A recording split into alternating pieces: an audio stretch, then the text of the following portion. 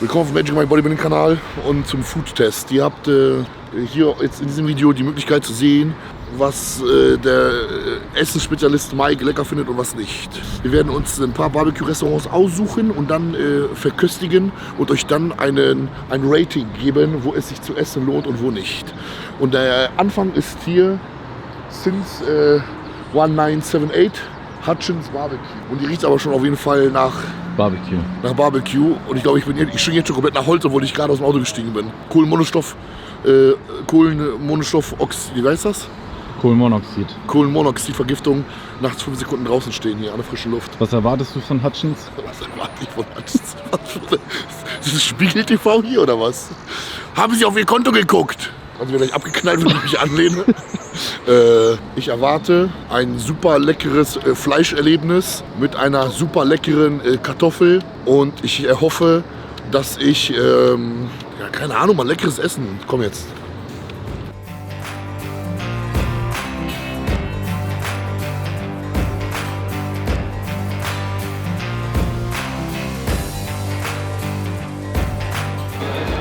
Was haben wir zur Auswahl hier? Keine Ahnung, du hast dieses fettige, fleischige geholt, das kannst du gleich haben. Hier, bitteschön, das ist dein. Ich habe mir geholt 1 Pound, also 480 Gramm Fleisch. Brisket. Ist das nicht Steak? Guck mal, das ist Brisket. Brisket. Leute, wenn ihr wollt, dass ich Finger ins Gesicht trete, dann liked. Warum heißt Fleisch Brisket? Warum? Die Herstellung und der Cut, also so wie das geschnitten wird, ja, draufkommt, der Cut heißt Danke. Brisket. Ja, warum heißt das Brisket? Das ist Brisket. Digga, ich schwöre. Wenn die Gabel hier aus Metall wäre, würde ich in die Stirn stechen. Was war das hier? Eine Chili mit Bacon und Käse. Das hat er uns umsonst gegeben. Kann sein, dass ich mir gleich das Maul verbrenne, weil es so scharf ist. Ich glaube, das sind die Texas Frankie. Ist lecker und nicht scharf. Mashed Potato, Coleslaw, Brokkolisalat, Cornbrew.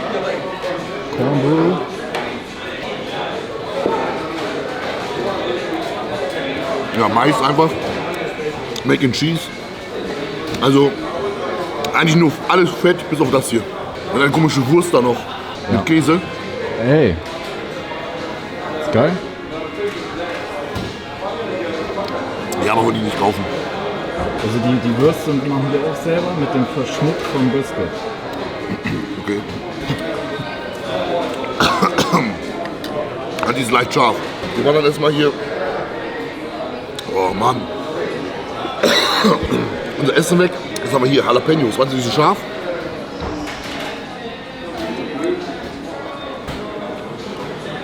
Geht. Zwiebeln, Jalapenos und Gurken. Fazit gibt es gleich. Wir probieren das mal.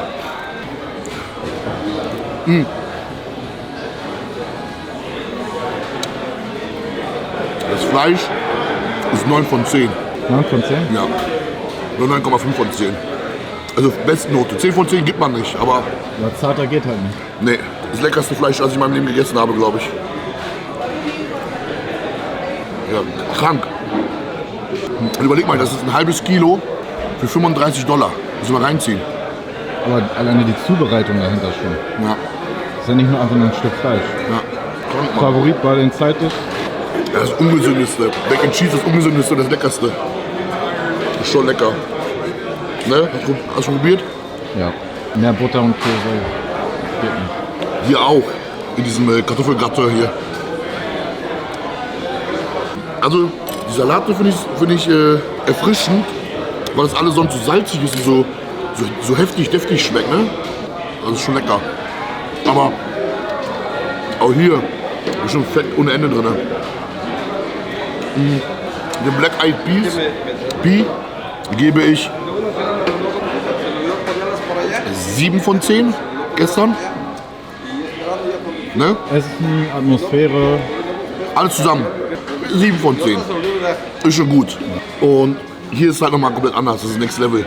Aber die Leute, egal wo wir jetzt reingegangen sind, überall. Egal welches Restaurant. Ja, Mann. Warum aber? Keiner, nicht einmal irgendwas gesagt wegen Kamera. Ja. Alle herzlich. Wir haben hier habt ihr umsonst hier so eine Paprika Der eine kam an und sagt, komm mal näher ran, ich erkläre euch, wie das hier funktioniert, das erste Mal hier und normal freundlich. Das ist in Deutschland nicht.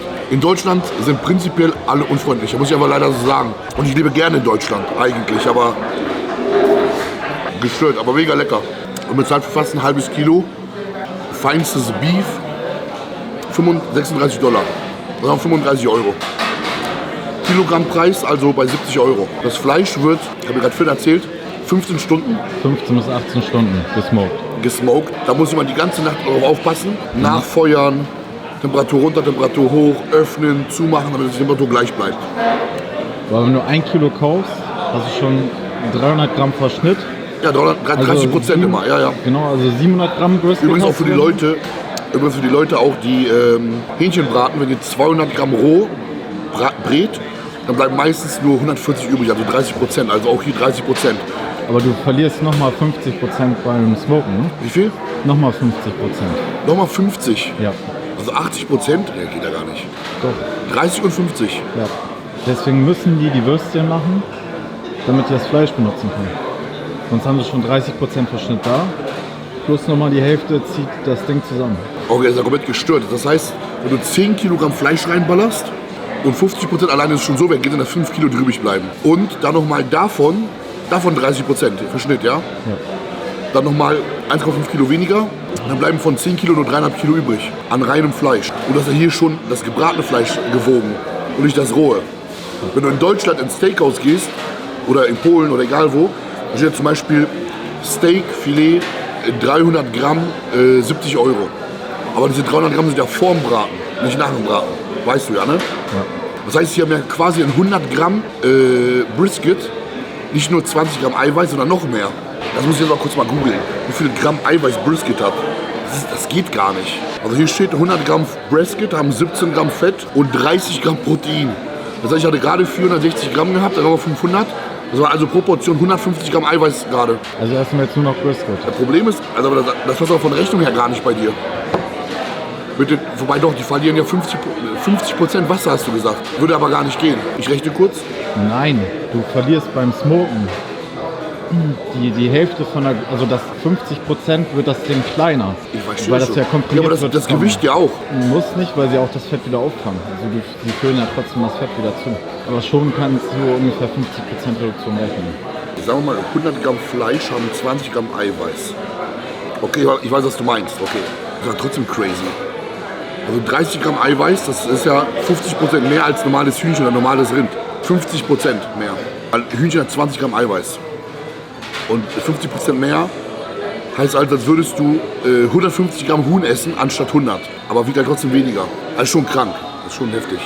Das heißt, habe ich quasi jetzt hier gerade gegessen 600 Gramm, 700 Gramm Rindersteak. Vom Eiweißgehalt her gerechnet. 700 Gramm sind 150 Gramm Protein. Ich hatte gerade 150 Gramm Protein hier. Und das nur für $35. Ja. Das ist als ein Whey-Protein. Fast günstiger als HPN Natural Whey. Fast. Also, wir haben Black Eyed Peas. Ja. Black Eyed Pea, das hier. Was kommt als nächstes? Entweder Goldies oder Black Panther. Okay, genau. Aber wahrscheinlich Goldies. Dann sehen wir uns beim nächsten Restaurant.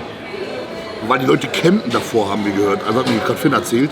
Die Leute schlafen vor dem Restaurant, damit sie da rein können, weil die haben nur von Freitag bis Sonntag geöffnet. Finn hat noch was Cooles erzählt, was der Michael, der Chef von BESTE, gesagt hat. Und zwar, dass die Leute hier glücklicher sind, weil der Staat weniger kontrolliert. Das heißt, hier ist jeder offener für andere, weil die einfach viel weniger kontrolliert, viel weniger Regeln haben und lockere Gesetze haben. Vielleicht sollte das mal den einen oder anderen zum Nachdenken geben, der in Europa lebt und halt vom Staat richtig Maß genommen wird. Gerade hier in Deutschland. Also, ich trinke noch meinen Chlor, Coca-Cola, Pepsi, Light Wasser zu Ende. Dann machen wir die Führung. Achso, gleich kommt noch die Führung. Und dann sehen wir uns im nächsten Restaurant erst wieder, ne? Bis später.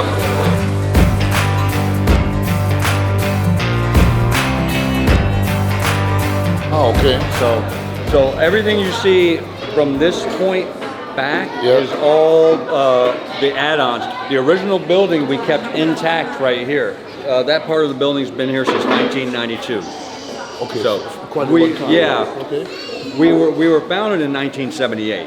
and we started in Princeton back in 1978. Okay, but they didn't actually put it's a in Texas, yes? Princeton, Texas, which is a little bit east of here. Okay, yeah, understand. But here in McKinney, we didn't put this building here until 1992, and of course, that's part of the original right there. He still has the original roof and everything on there. Understand. And so, it's only one Hutchins BBQ in Texas or in America, or there are more? No, there's this, the original location, and there's one in Frisco as well.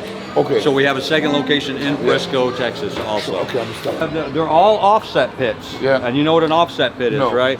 So it's indirect heat and smoke. Yeah. And I'll show you when we get in here how the offset pit works. Okay, no, I So understand. yeah. none of these pits have any heating elements or anything in them. Everything is wood smoke, wood burning. Okay, understand. So, yeah. so we'll go in here and I'll show them to you. So these right are traditional offsets right here. Yeah. Barrel style pit. Normally most people at their homes are going to have something a lot Yeah, smaller sure. than I know this. it. Yeah, I know. Yeah. And so the offset Is part of it. inside now here? Oh yeah, if there is, we'll check it out. We'll load it up. That's your firebox right there. We use a combination of post oak Yeah. and pecan. Okay. A pecan, okay? Yes, sir. Yes, Nice. sir. That's a nice aroma then, nice flavor. Right. Yeah. And the reason why we have our pit crew here and our pit masters here 24 hours a day, 7 days a week is because we are always smoking. We always have to tend to the fires. We always have to make sure there's a proper ratio of coal, smoke, Yeah. wood in there. How many degrees? So everything's Serious? smoked at slow and low is what we call it in Texas, 225. So you see there, that's running right about where we need it to be. 225 is like 50, 40, 45 Celsius. Eigentlich 60 Grad.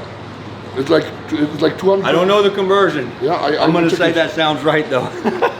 I think 60 degrees Celsius. No, 107. So right here, you got a few briskets in here. I'm going to show you some other briskets as well. These have already been wrapped, Nice, okay. and so they're still going through the process. They're in the final stage right there. This is tallow, because we make our own tallow here, beef tallow.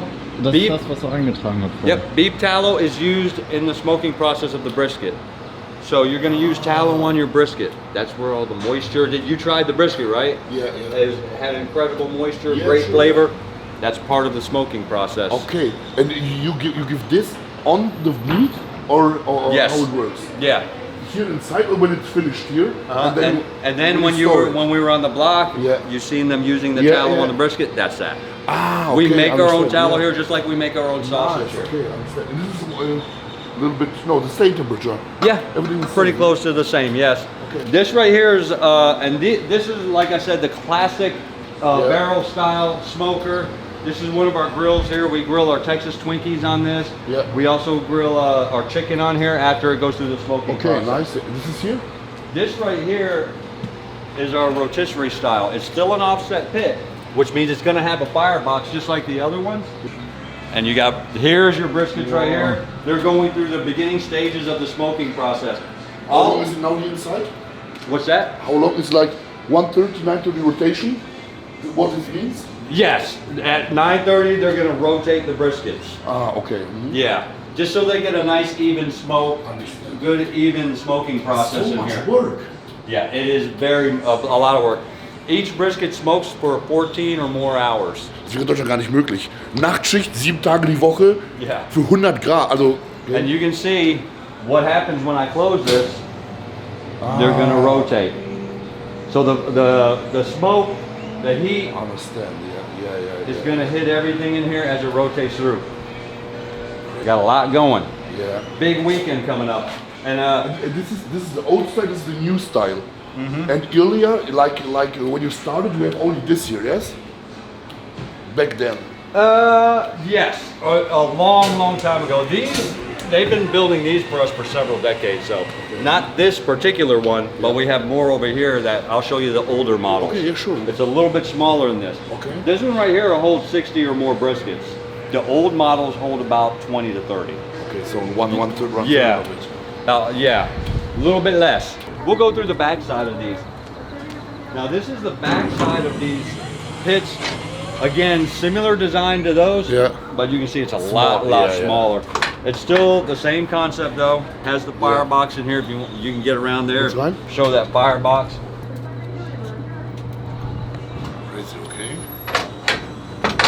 And as we come around this way, I'll show you the front of those. Okay, yeah. We have in You total. have a drive in here too. That kind of separates us from everybody else. Most pit barbecue, craft style barbecue, they don't have a drive-through. We do. So you'll see that operation back here because we're going to go right through there. Okay. There's one of our pit masters right there. His name is Gage. The master of disaster. He just pulled some of our brisket, or not our brisket, our ribs. Yeah, they're in the resting process right now. Do we have one loaded with ribs right now? Yes, we got this bit right here. We'll show you some of the ribs going on. These are cooking for about 6.5 hours. So they're gonna start with the meat side up. How many degrees have you?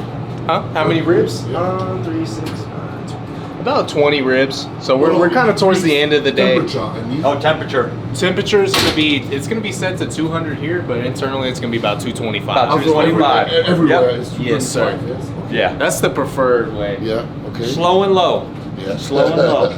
That's what makes sure all your meat's tender, moist. But these ribs are cooking for 6.5 hours total. Yeah. So they're gonna start with the meat side up. So you flip it like that. It's gonna start with the meat side up Yeah. for the first 4.5 hours. Yeah. What we're looking for is to develop a nice bark like this. And then when it's time, we flip them over like that for the last hour, hour and a half. Nice. That's how they look. Crazy.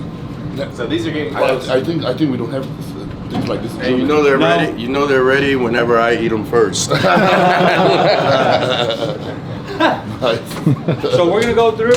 We'll go through it. You'll see our drive-through operation, and I'll show you the first 4 pits that we've ever used here. Okay, nice, yeah. 700 to 1,000 of them every day, Every day. and they're made by hand. So we have a crew that actually makes these all day Only long. this. Yeah, stuffed with brisket, cream cheese, a jalapeno wrapped in bacon. Yeah. It smokes for several hours, and then we hit the grill to crisp Yeah. up that bacon. It's one of our most popular items. Yeah. Runs about 30 to 40% of our business right here. So, Crazy, okay? so and So nearly the house. it stays pretty steady. You Yeah. can see on the camera there. No break here. Not normally. You got separate meat cutters, separate fillers. I'm the best. He is. He's one of the fastest here. Yeah. Some of the original pits that we've used here. And again, most of these are loaded because we have a big weekend coming. Okay. So they're loaded with brisket, of course. Because we go through more brisket than anything else. Like I was telling y'all earlier when I was talking to y'all, we'll What, easily like, how many you have of them here? 1, 2, outside, 3, 4. 11 pits. 11 pits. 11. And the big one. 8 of these, Yeah. plus the big one, plus the 2 barrels. Okay. And they are 24 hours on. Yeah, we're always using Okay, them. and tell The me- only time we're not using them, because we go through a weekly cleaning rotation. I would like to ask you how you Yeah. clean this stuff. Yeah, so when they're not in use, we have to go in. Obviously, we gotta, because it's gonna build up a lot of juices at the bottom of the pit. So once it cools off, they'll actually go in, take all the racks down, and clean it out. Yeah. Okay, so the fat is going down, so you don't use it. Not typically, no. Yeah, okay. No. So, because since we make our own tallow here. Yeah. Okay, okay, I understand. Because some of other barbecues use the fat is going down, catch them, and use it again. Yeah. We do, but not all of it. Okay, I Yeah, we understand. just go through so much of it. Yeah. Okay. A lot of this, what it's catching at the bottom, a lot of that we will take out. And what we're gonna do is once we take these briskets off the pit to wrap them up in butcher paper, Yeah. we're gonna take that leftover grease from there and then we're gonna put them on top. On the butcher rub it on paper. top of the brisket. The earlier when you seen all that butcher paper around the brisket, around those briskets, and it looked like it was a little moist. Yeah. And why these briskets are covered and the other briskets there wasn't butcher paper? About, I would say about somewhere around 75% of the smoke time. Once you hit that point, it's usually at a certain temperature. Yeah. We'll go ahead and wrap it Yeah. in the treated paper, which is right here. Yeah. And the reason why we do that locks in the bark and the moisture. Okay, yeah. So the final stage Yeah. is putting it back in the pit with the treated paper over it. It's a science, but it's an art form too. Yeah, I understand. It's like when you know about it, it's logical because it's like Yeah. it's keep the quality, the taste, and everything, the flavor. Yeah. So we also do Wagu. You're familiar with Wagu? Yeah, sure. Yes. Yeah. You got them It's loaded in crazy here? because Wagyu is it's like one of the most expensive beef. Yes. Yes, sir. Very difficult to cook with too sometimes. And that's our Wagu right there. But it's the same style. Yes. Cooking. Yes, sir. It's the same type of cook on there, but what you really got to be careful of is you notice how these are very small, so you kind of want to separate them based off the size of the briskets. Yeah. So if I got one massive brisket with a couple of little ones, you're either going to overcook the small ones or you're going to undercook the big one. 100%. So with those Wagus, they're particularly difficult because you really have to baby them on that pit. They could be done after hour 12, hour 13 if you're not keeping an eye on them. A little bit shorter These are cooking for about 14 to 16 yeah. hours, those big ones. Yeah. So at the end of the day, it really just depends So you on use the type. same temperature, but not so long. Yes, sir. Same temperature, but I'm usually going to run maybe one nice log on the fire. Okay. So I can show you the firebox in a minute, but on something like this, depending on the type of weather outside and what's going on, it's based off of how much wood we're going to use and how much coals we're going to have on that. Your temperature outside, your humidity outside, Yeah. the weather, all is a determining factor. Okay, so when it's cold outside, you need more wood. When it's hot outside, not so much. Well, it's actually the opposite. What you really need is you need more coals. So what's actually heating up and cooking that brisket is going to be the coal bed that you have. Yeah. And then what's giving the smoke to the meats is going to be the fire. The wood. Ah, okay, I Yes. understand. Okay. So let me show you that out here. This is finished product? Yes. Yes. Yeah. And that'll be getting ready to be loaded. Now this right here, these aren't briskets. What's this? These are the beef ribs. Ah, okay. Mhm. Did y'all get to try one of those? No, we didn't try it. No. Those are really, really good. One of your fireboxes, so I don't know if he explained kind of how the rotisseries work, but when you have that set temperature on the Yeah. pit, this will open and close automatically, and it's going to control the airflow, maintain the same exact temperature. Ah, all okay, the yeah. time. Now this guy right here, he's the expert on all this fun stuff. Okay. Pit monster. So that's what I call a good fire right now. It's kind of humid outside, so you want to Yeah. run just a little bit more. But the coal bed is really what's heating up that and cooking that brisket. Ah, okay, I understand. Yes, Yeah. sir. And then the wood is what's giving it the smoke. Yeah. You gotta have a good combination So of you both. use wood and you use the coal, yes? Yes, sir. We wood and don't coal. use coal. It's when the wood breaks down, it'll break down Ah, so into it's those just leave it, coals. okay, Yes, sir. yeah. But we don't use any external force to heat our okay, fires okay, or nothing. okay, yeah. The only time we would ever really use like a lighter fluid or anything like that is Yeah. on one of the days that we're not open, and then all the pits are off. But that's twice a year. That's twice a year. Yeah. We're only closed on Thanksgiving and Christmas. Okay. Nice. So you can see here how everywhere all the pits we went to was loaded with wood. We go through a lot. We go through a lot of the wood here. So it's like, you know, like when you're eating inside, you only see how tasty it is, how tasty it looks and everything, but behind the scenes is a lot of work. It's a huge process. And, yeah. And what we do here, doing it 7 days a week, you know, this building when it was originally designed, even with the expansion, Yeah. it was originally designed to have 35, 40 employees working this building. Yeah. But because we've grown as fast as we've grown Yeah. and the city around us has grown so much, we have 100 employees just at this location. So, and we're just rotating all those shifts through, trying to squeeze everybody in here. Yeah, sure, I understand. So it's just slow. Today's typically one of our slower days, Thursday. But during the weekend, that's when it gets packed in here with employees. Sure, Obviously, you know, we see a lot of customers during the weekend. Yeah, I understand. So Nice. Thank you for the opportunity to be here. Thank y'all. Nice, man. appreciate you guys, man. Appreciate Thank you it. so much. It's like not typical because in Germany they wouldn't let us anywhere in. No, Deutschland. no, we're in Germany. It's like no, you can't go in. We don't show you. No, we don't want to show how our kitchen is looking in the backstage. You know, it's like, and here all people are so friendly and show everything and very kind. we're happy. We're pleased for when you want to come in, you want to see the process. Very transparent here. There's nothing to hide. You know, we know what we do here. It's a hard thing to emulate. It's hard to copycat what we do here. But this is typical for Texas that all the people are happier because you have more freedom than in other states. It's like this. I don't know about that, but No. I mean, yeah, it depends on the state, I guess. Yeah. But yeah, this is the best state in my opinion because I was born so here. you have more freedom in Texas than other states. it just depends on your political alignment, state by state. You know, obviously there's a split. I don't normally get into politics a whole hell of a lot. I only But wanted to ask because you know, because you guys here are. You're talking about states like Texas or the states around, but I compare the country like America and Germany.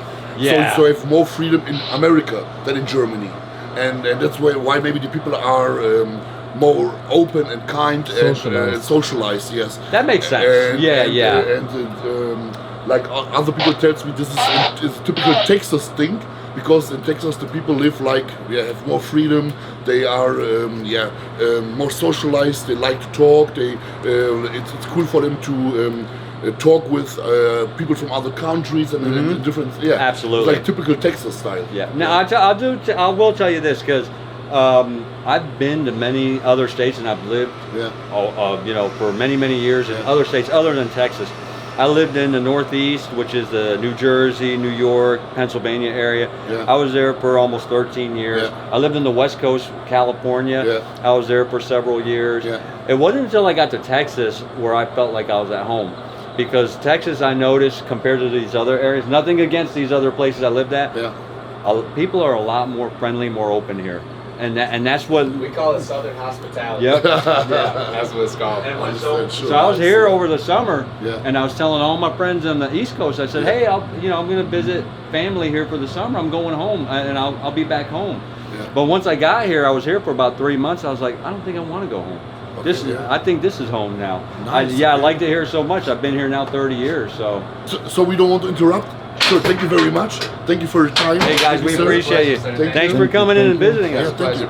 If I will have the opportunity to be here again, so I can't say next year or 2 years, but for sure, I hope that I can visit the company here every year from now on. That would be fantastic. Because our brand have every year like a homecoming. So all athletes from all over the world come here to Texas. That would be great. Yeah. Bring them here. Bring them on here. We'll be happy to have them. I'll be happy to give another pit tour if you brought a whole bunch of people here. I could do it for y'all. Yeah, and today we have a barbecue and a dinner in the headquarters too. So they're cooking for us too, and so it's. I will ask Michael if you know the barbecue restaurant here. We'll ask him. And if some other people will came here, then you will know that they came from me, because they're looking back like big bodybuilders, big muscular guys. Gotcha. Yeah, so everyone who's muscular come from us. Awesome. Yeah, we're really popular in the area in Texas. I mean, we're obviously our popularity is really growing now. So across the country as well. Yeah. So and we do get a lot of guests from outside of the country. Yeah. From Europe. Obviously we get guests from other parts too. I've had in the past, this year so far, we've had people from New Zealand, Australia, Europe. So we've had people from just all over, and then a lot of Asian countries. We have a lot of Asian people come in. And Asian people like to look at people. And they photos and videos. They love barbecued meat. Yeah. So, okay, sir. Thank you so much. Thanks again, guys. Appreciate you guys. Thank you again, man. You have a good one. Nice to meet you. Nice to meet y'all. Also, beim nächsten Restaurant sehen wir uns und dann testen wir das auch. Mal gucken, ob die Leute auch so freundlich sind. Wir sehen uns dann später. Haut rein.